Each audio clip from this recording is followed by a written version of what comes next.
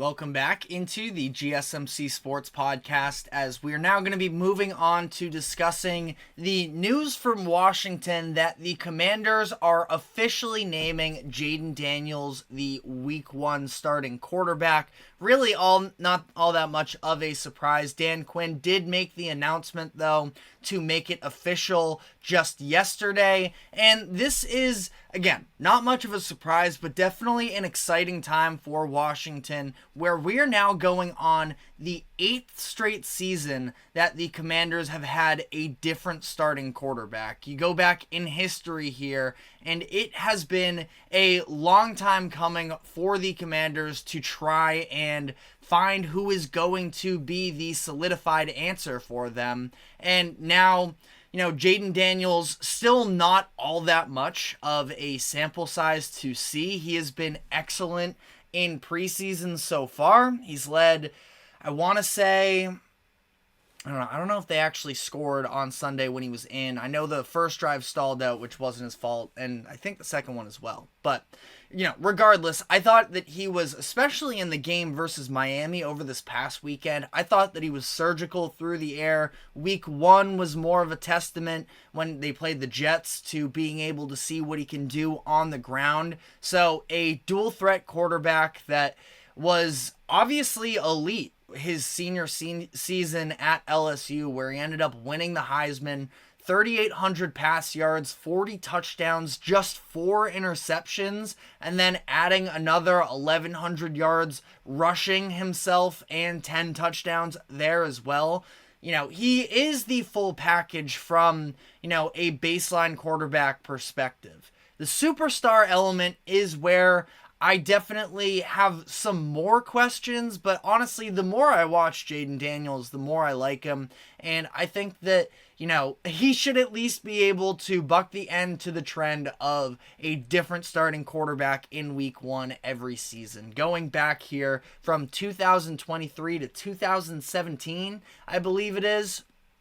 Sam Howell last year, season before, Carson Wentz, Ryan Fitzpatrick, Dwayne Haskins, Case Keenum, Alex Smith, and Kirk Cousins. So Jayden Daniels, 8th in line there, and now it feels like he should have the chance to be, the future for a handful of years now. And I've definitely had doubts, I suppose, at times with Jayden Daniels. Maybe I got wrapped up into the age thing. I've talked about it before on this show that I think that this year's draft class is, especially with the quarterbacks, is going to be a very interesting sort of set of data in terms of youth versus experience at the college level for quarterbacks, and whether or not that does make a difference at the pro level, because you have sort of both ends of the spectrum where you have J.J. McCarthy, 21 years old, Drake May, 22 years old, but then on the other side of it,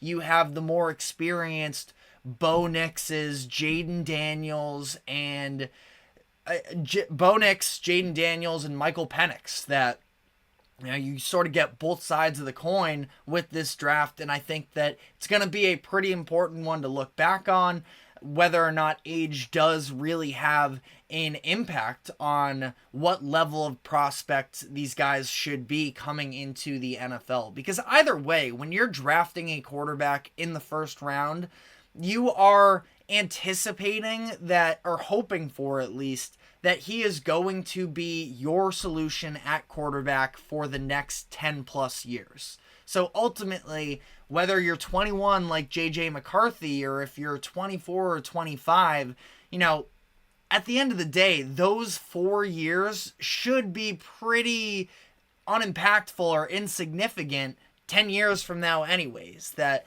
if you're hitting on the pick anyways, I don't think that it's going to make that much of a difference. But the key where it sort of plays into the difference in the overall development track is the fact that J.J. McCarthy does still seem to have so much more room to grow, and that if he had stuck around in college football for as long as some of these other more experienced guys did, their resumes would be a lot more filled out. And would still, you'd have to imagine JJ would still probably go above them. Now things can go differently. I'll never forget Dak's final season in college sort of tanked his stock. He was looking like he could have been a first rounder. Didn't have a very successful final season at Mississippi State, and he ends up falling to the 4th round, which of course ends up being a steal for the Cowboys. But, that's a whole side tangent that I don't want to dive into all that much more. As for Jayden Daniels and the overall level of expectations that are coming in for him for this season, again, I think that everything I've seen from him in preseason has been A+. That we haven't seen the bad decision making yet. One of the things that was a massive developmental trait for Jayden Daniels over the past year or so was him being willing to make the anticipatory throws.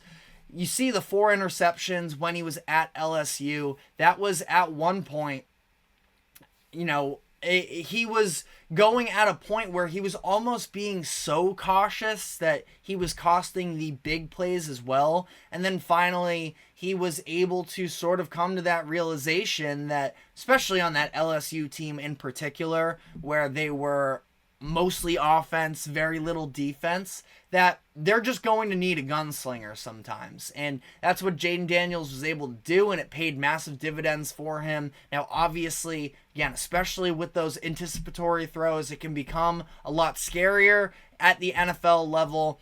Margin of error is definitely a lot slimmer, the speed of the game a lot faster, so you have to make these decisions more in advance.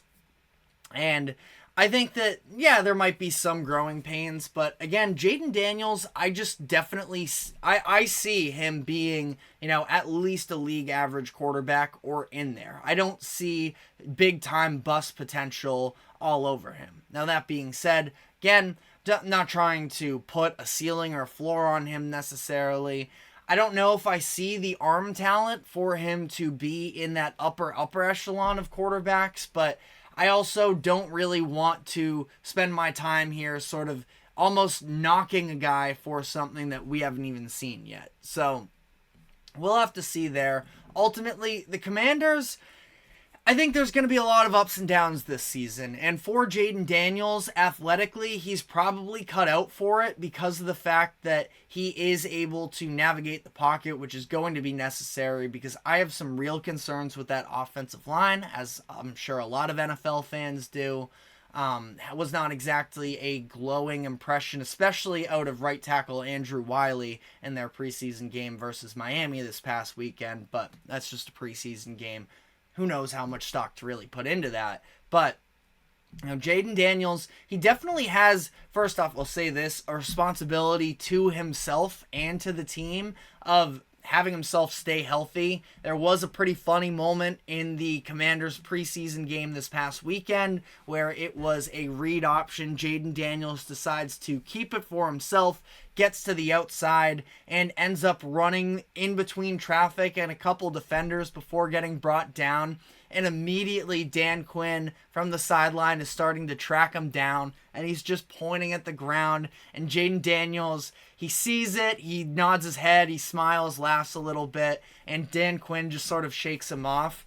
And that's because if you watch Jayden Daniels in college, you'd know that he put himself in compromising positions a number of times. So, again, he definitely has a responsibility to keep himself healthy, as much as this offensive line who, just saw Sam Howell get sacked. I think it was over 60 times last year. That's not exactly a great situation to walk into. I'll say this, though, some of that was definitely on Howell, and their offensive line is, I would say, at least marginally improved this year, bringing in Tyler Biotish. I'm trying to remember if Nick Allegretti was there last season or not. I know he was with the Chiefs for at least a few years there, but, overall, don't think that it's an ultra-talented offensive line, but, he's got some weapons. Terry McLaurin seems like that is a budding development there. We talked last week about the fact that Jahan Dotson is sort of struggling to really solidify himself in the overall scheme here of things. Jahan Dotson going to be a very key X factor to watch for the Commanders this season. Dyami Brown is somebody who was at least getting, kicked around a little bit in trade rumors. Brown was a day 2 pick in 2021 out of North Carolina. Hasn't really burst onto the scene just yet, but for whatever it's worth, I thought that first drive in particular, we were seeing Brown making some moves. I've heard positive things out of him from camp, so maybe he could end up taking over. I mean, it's not like their receiver core, I'd say Terry McLaurin, certified stud. Outside of that, you at least have a number of different names. Like, it actually goes pretty deep between Dotson being a first-round pick from a couple of years ago. Maybe Dyami Brown isn't exactly household, but somebody that I'm definitely interested in at least. Luke McCaffrey, brother of Christian McCaffrey, their rookie from this year. Olamide Zaccheaus, somebody who used to play for the Falcons. Dan Quinn has single-handedly sort of outed him as somebody who's impressed. Jamison Crowder, a veteran, and then guys like Byron Pringle and Martavis Bryant on the roster as well. So again, just a lot of name recognition there in that receiver room. That being said, when we were talking about Dotson last week, it was because of the lack of a wide receiver 2 emerging. So there's still questions to work out there, no doubt, but Jayden Daniels could sort of have his pick of a number of different guys who could be capable of being a number 2 to Terry McLaurin if they sort of clean up their act. And then I think the running back room is very solid. Brian Robinson Jr.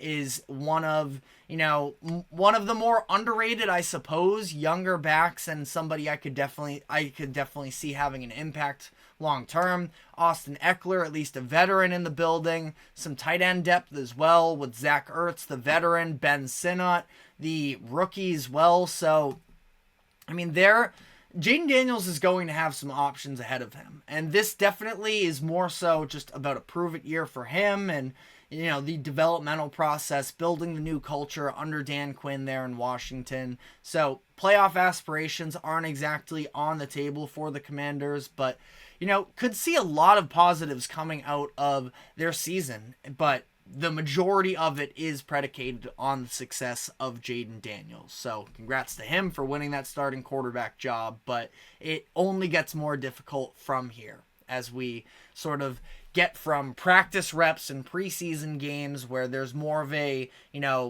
low key or energy behind it, and there isn't quite as much pressure on every single play.